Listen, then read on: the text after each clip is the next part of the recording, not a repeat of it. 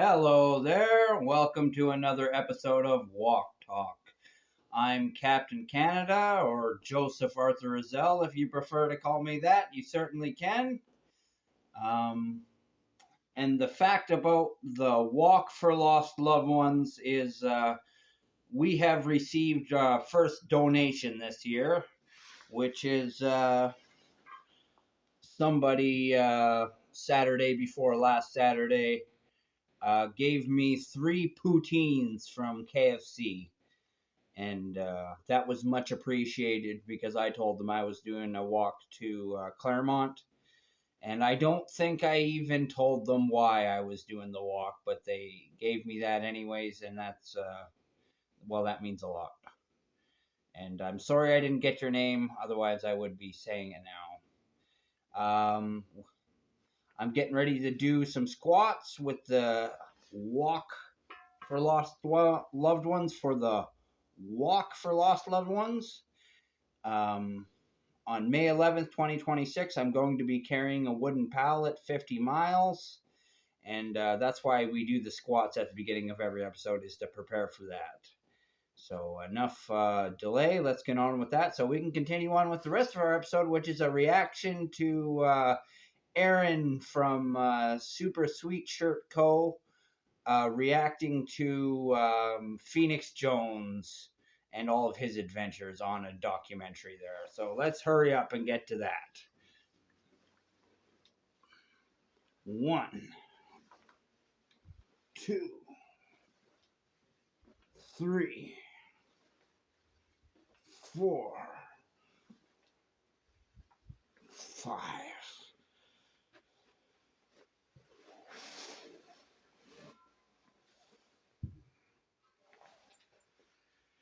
Okay. Let's hurry up and get to the show. My intros are taking a little bit too long, and I want to talk a little bit less and watch a little bit more so we actually cover the subject a little bit. Whew. Okay, here we go. I'm not really that winded. I'm exaggerating a little bit. Whoa, the dark side. Phoenix is battling. What I just saw there on the screen, that was kind of like when Luke was battling the dark side. The urge the dark side urges. We just saw real footage of Phoenix going through a very similar thing.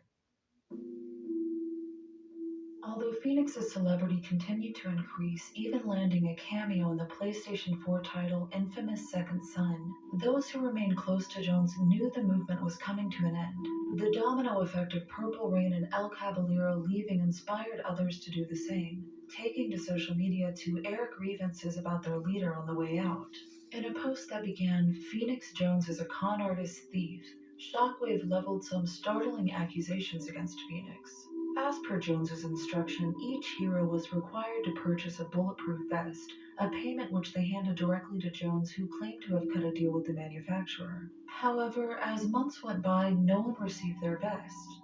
Jones had also been requiring the Raid City heroes to pay monthly dues for a health insurance plan in case they were hurt on patrol, but many began to suspect there was no such Why is that controversial?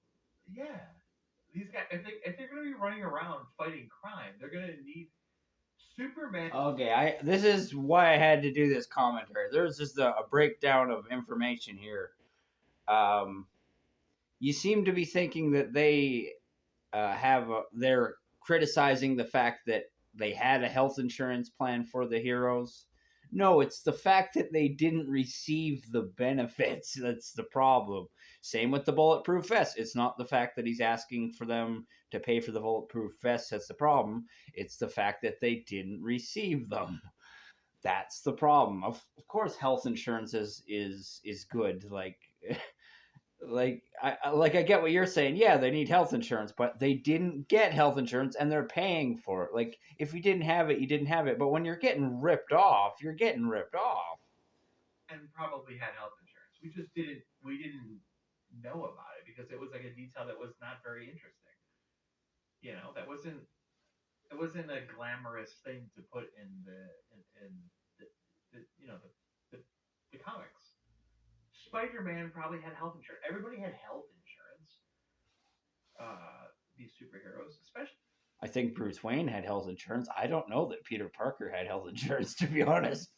Especially in the 80s, everybody had health insurance. Peter Parker's health insurance was the fact that he had fucking superpowers. Insurance in the 80s. The 80s are when like you had your dad who worked at GM that got insane benefits.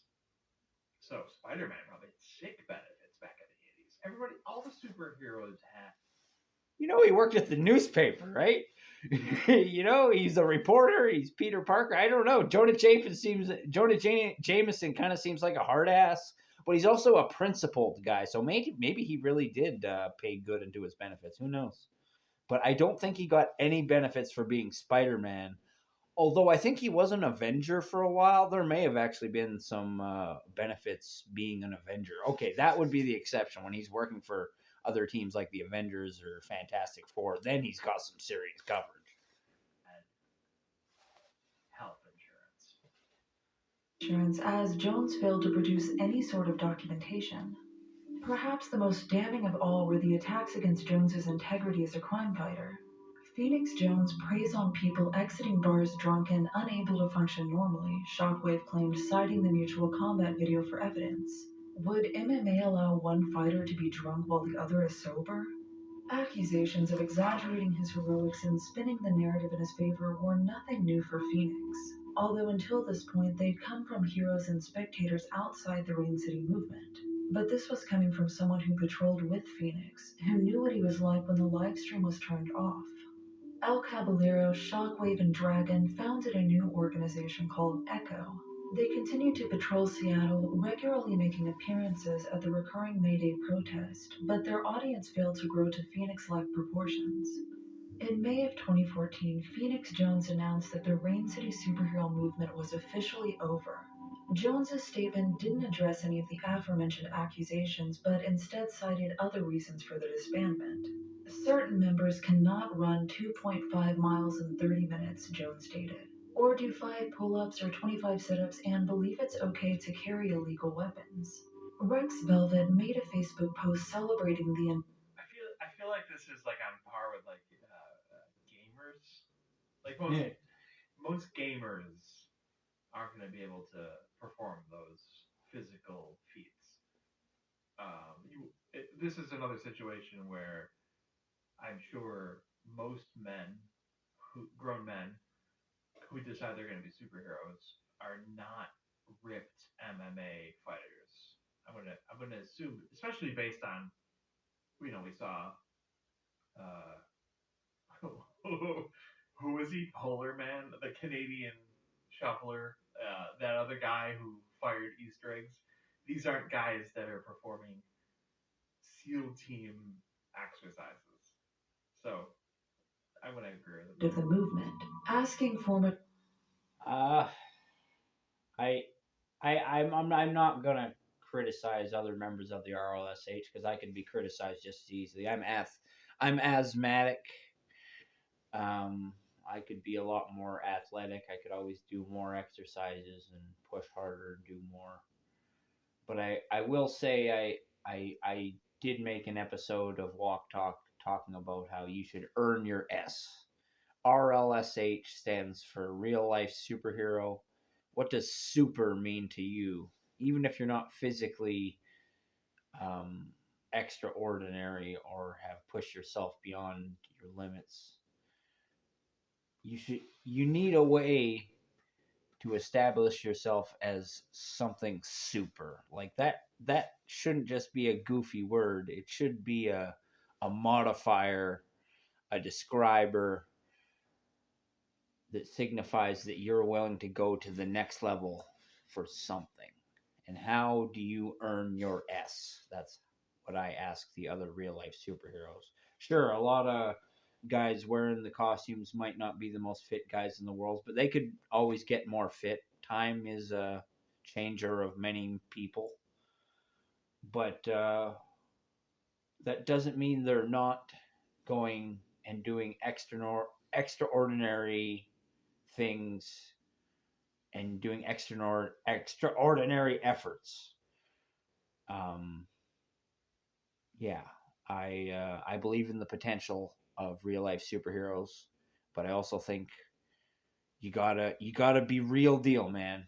Think about how real deal Phoenix Jones is, whether you believe him or not. He was real deal. He had the skills to pay the bills, and everybody's got to have something that raises the standard.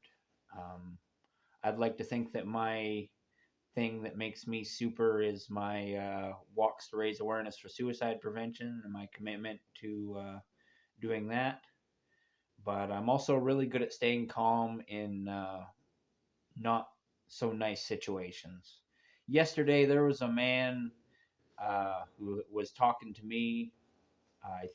I don't know. I think he actually might have wanted to fight me because he was going on about how he didn't like people living at the shelter and how he got jumped by people at the homeless shelter and he got hit in the head and he knocked one of them out.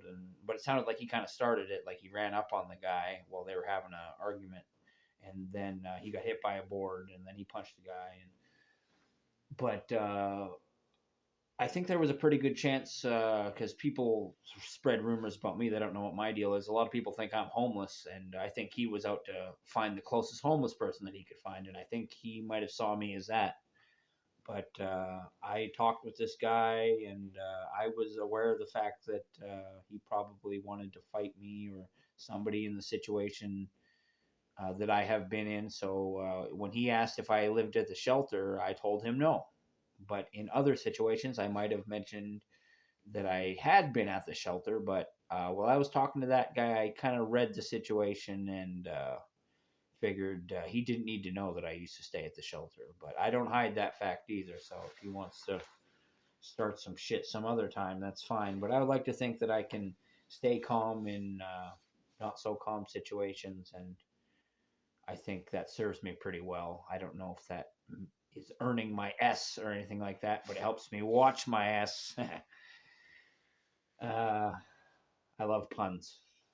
Alrighty, let's get going and watch some more. Members to air their dirty laundry about Phoenix for a video he would produce.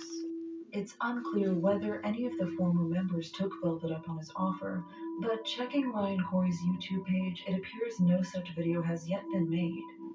Jones, now primarily a solo hero, continued fighting crime in Seattle. His enthusiasm seemed undiminished as the patrol logs on his YouTube channel were uploaded at more or less the same consistency. Hey, this is Phoenix Jones. Found a guy who's over here at the store, stole some detergent, took off running, clearly homeless. This is the worst part of my job. Stealing is stealing. I'm not gonna let you. Okay. You caught a guy stealing detergent.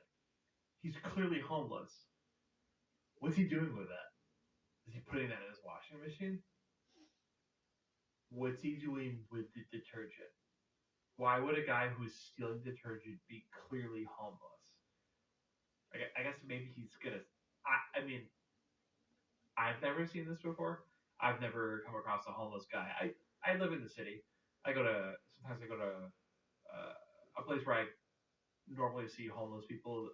And where I live, I go to Marshall's, and I'll buy something at Marshall's, and I'll come walking out, and there's usually a homeless guy there who will ask me for money. He's never tried selling me detergent. So I don't know. Why are homeless guys stealing detergent? Get away with that, especially detergent. It's a new way to get high with detergent, I found out.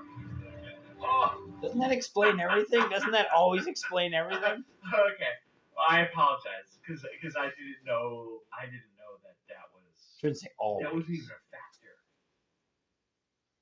That wasn't even a factor for me. Getting high.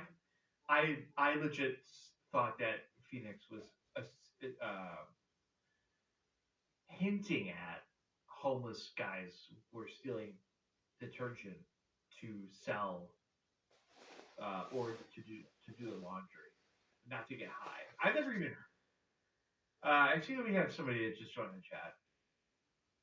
Have you heard of getting high off detergent? If you have, toss that into the chat there. I have not. So that wasn't even a factor for me when he talked about busting people for stealing detergent. No problem. There's your stuff back, man. Sorry about that. I hate that kind of stuff, but what can you do, right? Wow, you guys are like a superhero? I hate it. Yeah, we do like kind of like an animal control. Oh, okay. Yeah, so be saying it. Really sorry that happened to you. He returned to competitive mixed martial. It's hard not to be shy when someone asks you if you're a superhero. But all I can say is when somebody asks you, just be honest and be like, yeah, like I'm trying to be a superhero. I want that to mean something and not necessarily just be a goofy, silly thing. But sometimes I say thank you if people say you look like a superhero, like it's what I'm aiming for. But a lot of the times when someone says, what, are you some kind of superhero? It's like, no, I'm just raising awareness for suicide prevention. Wearing a cape. like I shouldn't say no. I could say yes, but I'm also raising awareness for suicide prevention. It's so easy to twist into dishonesty, and I apologize for anybody I'm not completely upfront about, but a lot of people think you're crazy when you say you're a real life superhero, and that's why I want it to be a more common thing, because it shouldn't be crazy to want to make a difference in the world, and at least that's what I think. Arts fighting under his alias and often accepting match decisions while in costume.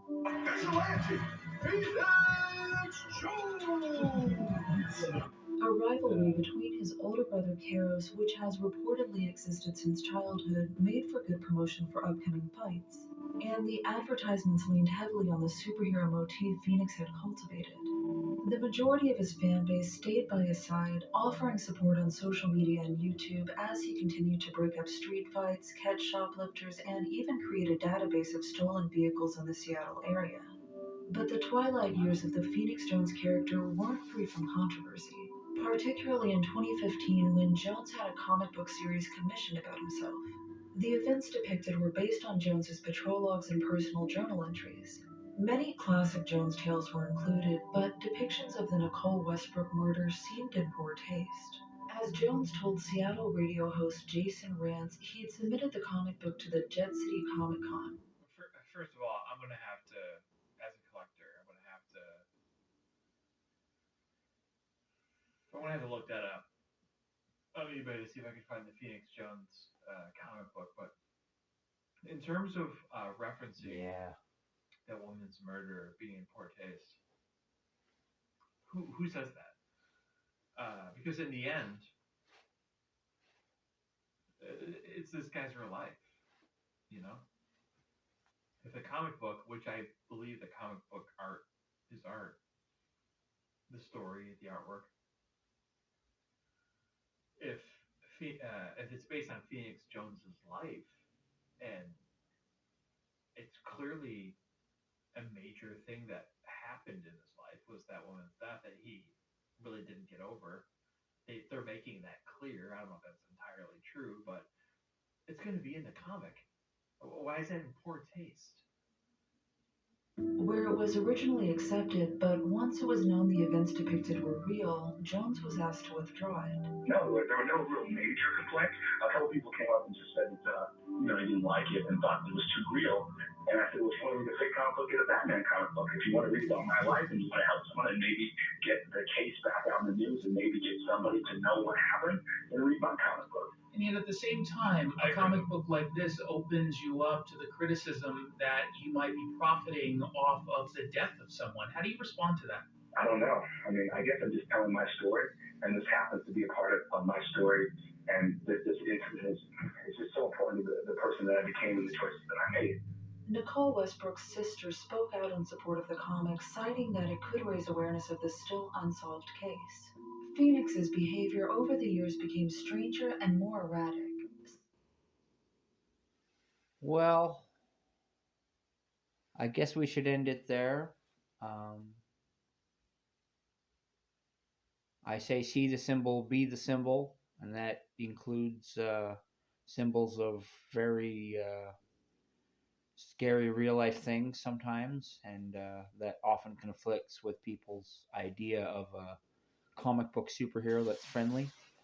But I'm Captain Canada, Joseph Arthur Roszell. I want to thank you for watching. I want to wish you all luck in the world. I love you, and I want you to know that suicide is never the answer.